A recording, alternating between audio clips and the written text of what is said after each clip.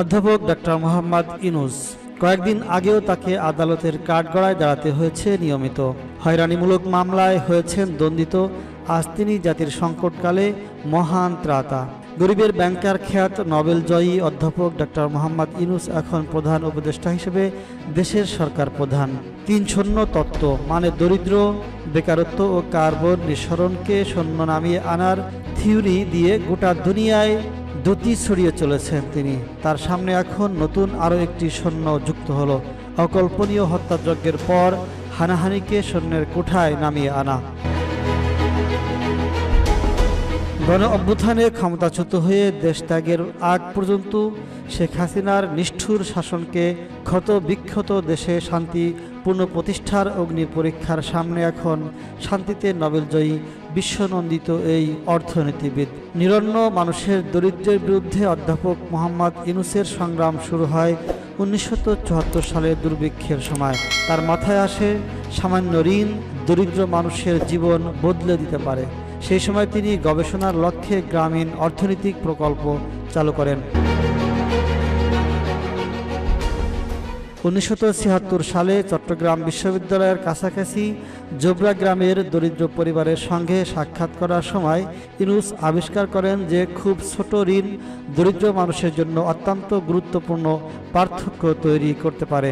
সেই গ্রামের নারীরা বাঁশের আসবাব তৈরি করতেন, বাঁশ কিনতেন, তাদের উচ্চ সুদে ঋণ নিতে হতো এবং তাদের লাভ ঋণদাতাদের দিতে হতো। প্রথাগত ব্যাংকারগুলো তাদের ঋণ দিত না। তবে ডক্টর মোহাম্মদ ইউনূস বিশ্বাস করতেন তাদের জন্য ক্ষুদ্র ঋণ একটি কার্যকর ব্যবস্থা হতে পারে। ইউনূস তার নিজের টাকা থেকে ঋণ দেন গ্রামের 42 জন নারীকে। এভাবেই প্রতিষ্ঠিত হয় গ্রামীণ ব্যাংক। গরিব মানুষের বাড়ির উঠানে বসে ঋণ দেওয়া এবং কিস্তিতে পরিশোধের সুযোগ এ কার্যক্রমে গড়ে ওঠে গ্রামীণ ব্যাংক। ডক্টর মোহাম্মদ ইউনূসের ক্ষুদ্র ঋণ মডেল বিভিন্ন দেশে অনুসরণ করা হয়। এ পর্যন্ত 42টি দেশের 132টি প্রতিষ্ঠান এই মডেলের ক্ষুদ্র ঋণ কার্যক্রম চলছে। মোহাম্মদ ইউনূস এবং গ্রামীণ ব্যাংক যৌথভাবে 2006 সালে নোবেল শান্তি পুরস্কার লাভ করেন। অধ্যাপক ইউনূসকে এ পর্যন্ত বিশ্বের 62টি বিশ্ববিদ্যালয় সম্মানজনক ডিগ্রি দিয়েছেন। 10টি দেশের সর্বোচ্চ জাতীয় পুরস্কার সহ বিভিন্ন দেশ থেকে 112টি পুরস্কার পেয়েছেন। দেশে 1978 সালে রাষ্ট্রপতির পুরস্কার এবং 1987 সালে স্বাধীনতা পুরস্কার দেওয়া হয় তাকে। আন্তর্জাতিক 34টি কমিশন এবং 36টি উপদেষ্টা পরিষদের সদস্য অধ্যাপক ডক্টর ইউনূস। উদ্ভাবনী ব্যবসা নিয়ে নিরলস কাজের স্বীকৃতি হিসেবে ফরচুন ম্যাগাজিন তাকে কালের মহা উদ্যোক্তা অভিহিত করেছে। অধ্যাপক ইউনূস 1996 সালেও তত্ত্বাবধায়ক সরকারের উপদেষ্টা হিসেবে দায়িত্ব পালন করেন। সেবার প্রাথমিক ও গণশিক্ষা মন্ত্রণালয়, বিজ্ঞান ও প্রযুক্তি মন্ত্রণালয় এবং পরিবেশ ও বন মন্ত্রণালয়ের দায়িত্ব সফলভাবে পালন করেন তিনি। 1940 সালের 28 জুন চট্টগ্রামের হাটহাজারী উপজেলার মাথুয়া গ্রামে জন্মগ্রহণ করেন অধ্যাপক ইউনূস। তার বাবার নাম হাজী দুলা মিয়া সওদাগর এবং মায়ের নাম সুফিয়া খাতুন। ডক্টর ইউনূসের সহধর্মিণী ডক্টর আফরোজি ইউনূস। মোহাম্মদ ইউনূস 2 কন্যার পিতা। স্থানীয় মহাজন ফকিরের স্কুল দিয়ে অধ্যাপক ইউনূসের প্রাতিষ্ঠানিক পাঠ শুরু হয়। তারপর ভর্তি হন চট্টগ্রাম কলেজিয়েট স্কুলে। এই স্কুলে 7ম শ্রেণী পড়ার সময় তিনি বয়েজ স্কাউটসে যোগ দেন এবং বয়েজ স্কাউটের পক্ষ থেকে মাত্র 15 বছর বয়সে যুক্তরাষ্ট্র, কানাডা, এশিয়া এবং ইউরোপের বিভিন্ন দেশ ভ্রমণ করেন। তখনকার ম্যাট্রিকুলেশন পরীক্ষায় ডক্টর ইউনূস মেধা তালিকায় 16তম স্থান অধিকার লাভ করেন। ভর্তি হন চট্টগ্রাম কলেজে তিনি নাটকে অভিনয় করে প্রথম পুরস্কার লাভ করেন।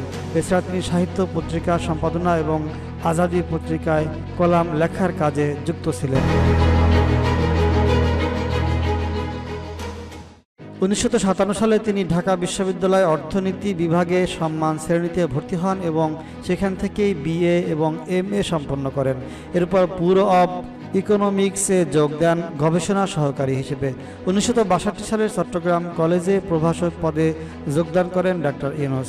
1965 সালে তিনি ফুলব্রিগেড স্কলারশিপ নিয়ে যুক্তরাষ্ট্রে যান এবং পূর্ণ বৃত্তি নিয়ে ভ্যান্ডারবিল্ট বিশ্ববিদ্যালয় থেকে 1969 সালে অর্থনীতিতে পিএইচডি লাভ করেন। তিনি বাংলাদেশে ফিরে আসার আগে 1969 থেকে 1972 সাল পর্যন্ত মিডল টেনেসি স্টেট ইউনিভার্সিটিতে শিক্ষকতা করেছেন।